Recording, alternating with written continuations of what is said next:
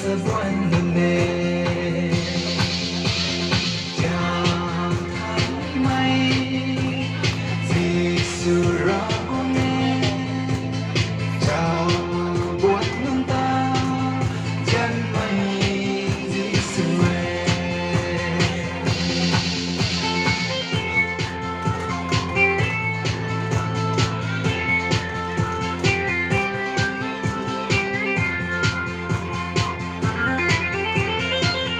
Nay là mây sầm đến gần khổ, chẳng người mây sầm đến gần khổ. Anu ring gai mai ti gần khổ, anu ring gai na lung lâu khổ. Into mây trong lâu cô, Giêsu ta sa khu khổ. Chẳng thấy mây, Giêsu ra